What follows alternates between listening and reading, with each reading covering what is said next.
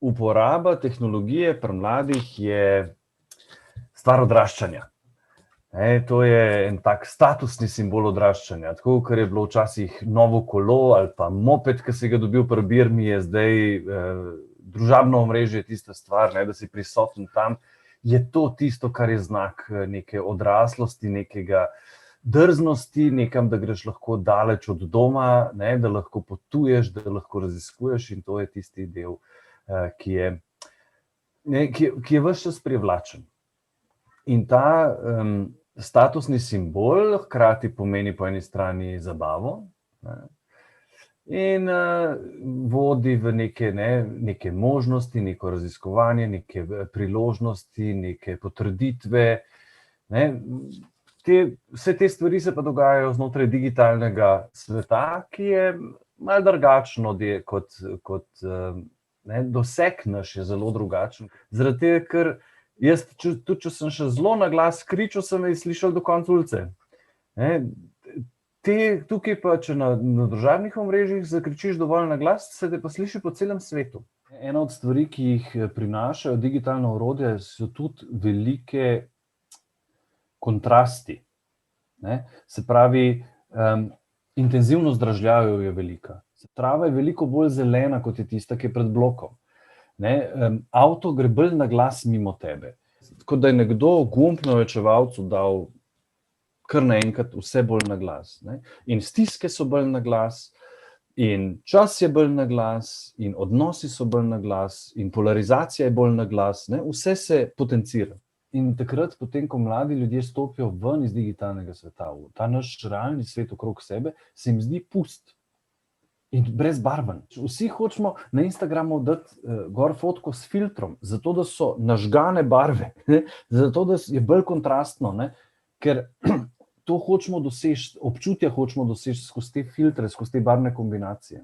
Če je bilo tam skozi, akcija, bum, vse se dogaja, pa stopim ven, pa se en avto mimo zapelje, pa en maček gre mimo in še un je siv, pa siva trava, pa sivo nebo, zanimivega. In ta del nam manjka. In drug del je še en pomemben, ki se tudi velikokrat v igrah zgodi, so pa elementi iger na srečo, ki jih so pridno skriti noter. Ti sestavljaš 3 neki v vrsto, pa spet sestavljaš 3 v vrsto, pa nič takega. Samo vmes se ti pojavi nek oblaček in reče, pritisni zdaj tukaj in morda dobiš ekstra življenje. In seveda vsi začnejo pritiskati na tisto oblaček za ekstra življenje in potem so pripravljeni dokupiti, da se bo dodatno glas pogledati, da bojo lahko 3-krat pritisnili. In vse te stvari potem kar naenkrat vodijo v nekam drugam. Vodijo v nek razvoj nekih vedenj, ki so odvisniški, ki pa potem se noter skrivajo. Internet je res tisto, se mi zdi, dostikrat je lahko tudi kakšen beg pri otrocih in tudi pri odraslih, tako gledaš. Ampak ja, tam je neka druga realnost, ki sicer pozabiš na neke stvari, ki jih imaš v tem trenutku, lahko na svoje probleme, na karkoli, in si tam in gledaš, une močne barve so in te dejansko privlači vse tisto, kar je tam, premika se. Ampak tistega stika, ki ga imaš pa v resničnem življenju, torej z ljudmi, da lahko daš roko, da lahko objameš, da lahko dejansko pogledaš v oči, da se lahko koga dotakneš, tega ti nikoli ne bo mogel dati internet. Zdaj, gledanje samo skozi internet in sledenje nekaterim stvarem, ki si jih tam videl, ki jih je nekdo drug postavil, zelo težko prinese do tega, da bi jaz spoznal, kdo sem jaz in kaj bi rad počel v življenju.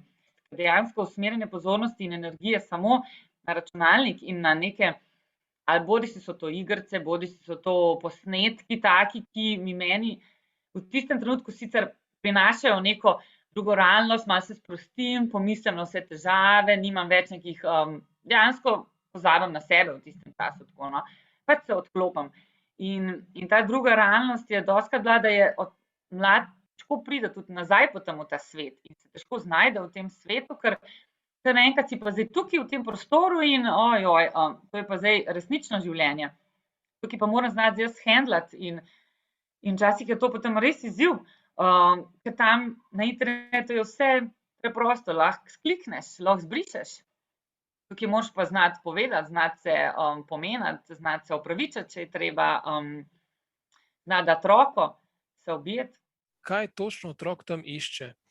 Ker, na primer, lahko je neka igra, ki jo igrata dva različna otroka, dva različna najstnika, ampak jo boste igrala na kompletno drugačen način, ker bosta kompletno drugačne stvari noter iskala. In zdaj tukaj ne govorimo o preživljanju prostega časa, zabavi to, ampak ne vem, izogibajoč, ki bo skozi v sobi, bo iskal noter varnost, bo iskal noter, da se tam zapre v to igro, da dejansko si naredi neko varno utrdbo v tej igri.